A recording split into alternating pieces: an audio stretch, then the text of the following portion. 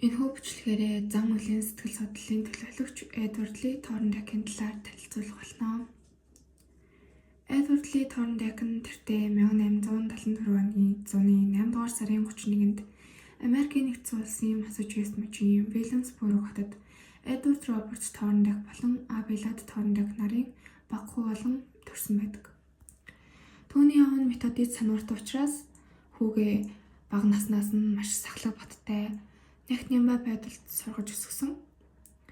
За ингээд Торндайк маань дунд сургуулаа төгсөж, дунд сургуулаа төгссөнийхөө дараа Уэслиний их сургуульд англи хэл болон уран зохиол гэх мэргэжлүүдийг сонгож суралцсан.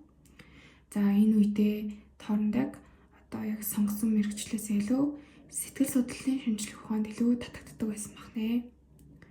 За ингээд Торндайк маань Уэслиний их сургуулаа төгсөөд түүнийхээ дараагаар Гарвардын их сургуульд орж тухайн үеийн Америкийн нэгдсэн улсын нэрт философч, бидний мэдэх прагматизмын төлөөлөгч, мөн сэтгэл судлалын хөгжлийн гол нөлөөтэй тэмдэг болох Уильям Джеймсийн лекц семинар суух боломж Торндайкт маань олцсон байна.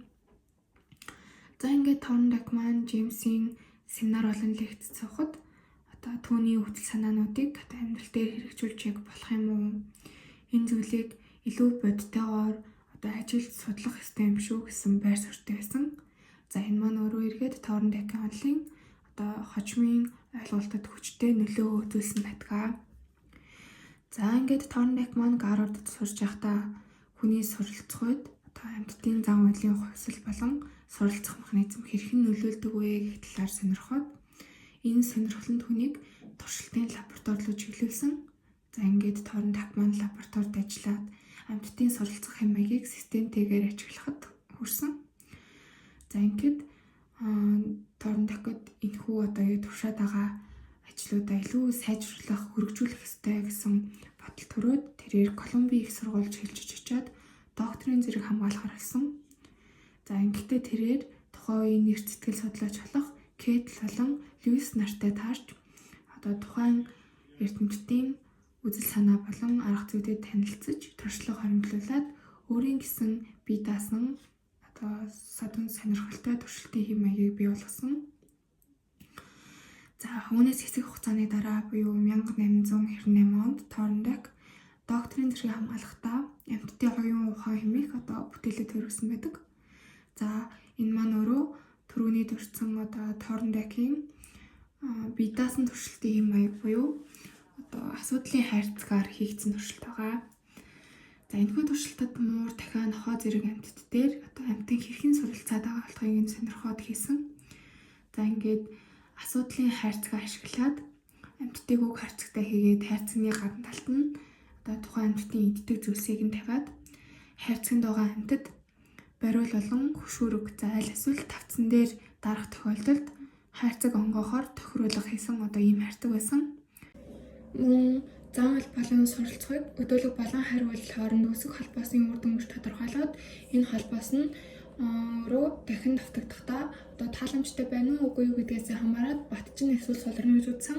Түүнийг илүү энгийн үгээр тайлбарлах юм бол тухайн зан үйл тухайн хүнд эерэг мэдрэмж, эерэг үр дагаврыг авчрах юм бол тухайн зан үйл дахин давтагдана. Харин эсвэргээрээ сөрөг үр дагавар, сөрөг мэдрэмжийг авчрах юм бол тухайн зан үйл дахин давтагдах тоон багассаар байна гэдгийгсэн. Үүнээс үндэслэн Торндайк маань Law of Effect буюу үйлдэхний хууль, Law of Exercise буюу дасгалын хууль гэх ойлголтуудаа гаргасан байдаг. Үүнийхээ дараагаар 1900-аад оноос Торндайк маань Колумбийн сургуульд багшилж эхэлсэн. Англитэй маш олон тооны судалгааны ажлуудыг хийсэн. Үүнээсээ амьтдын зан үйлийг судлах, хүний суралцах хэм маягийг тодорхойлох туршилтууд дээр үндэслээд бидний энэ судалгаа туршилтуудаа боловсруулаад байгаа арга зам нэг л болж байна. Илүү шинжлэх ухаан зөвлөлгөө ийм аргыг хэрэглэх шаардлагатай гэж санаа төвшүүлсэн. Энэ маань өөрөө өнөөгийн бидний сэтгэл судлалын шинжлэх ухааны энэ үндэс суурийг тавьсан ойлголтуудыг нэг гэж үздэг. За ингээд цаашлах юм бол Торндайк маань 40 гаруй жилийн хугацаанд 500 гаруй эрдэм шинжилгээний өгүүлэл 70 орчим номд хоригдсан байдаг. Эдгээр нь зан үйлийн сэтгэл судлал болон боловсрол, хэмжил зүй, статистик гэх мэт маш олон тооны салбарыг хамарсан байдаг. За эдгээрээс дурдах юм бол educational psychology, psychology learning, human learning зэрэг бүтээлүүд байгаа.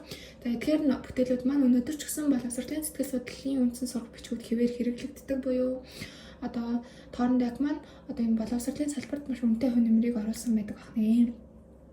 Энэ Торн документ боловсролын салбарт нэгэн чухал ойлголтыг гаргаж ирсэн. Энэ маань оюуны чадвар төрөлхийн доктортой шинжтэй гэх ойлголтыг нэгтааж, оюуны чадвар маань зөв орчинд давталт урамшууллын үр дүнд одоо ийм бүрэн сайжрах боломжтой зүйл юм а гэж үзсэн.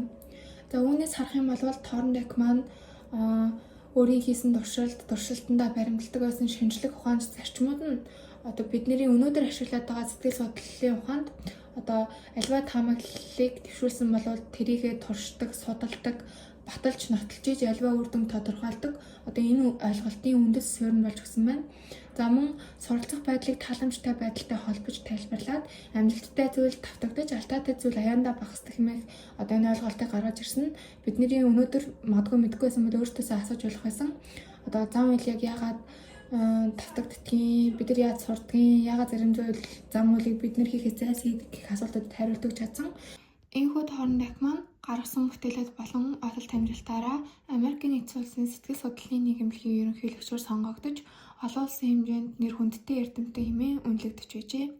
Тэрээр 1949 онд таалал төгссөн ч гэсэн түүний гаргасан онол болон нээлт, түүний гаргасан зарчмууд нь өнөө хүртэл боловсролын систем, зан үйлийн сэтгэл судлалын салбарт өөрийн гэсэн байр сууриа хадгалсаар байна.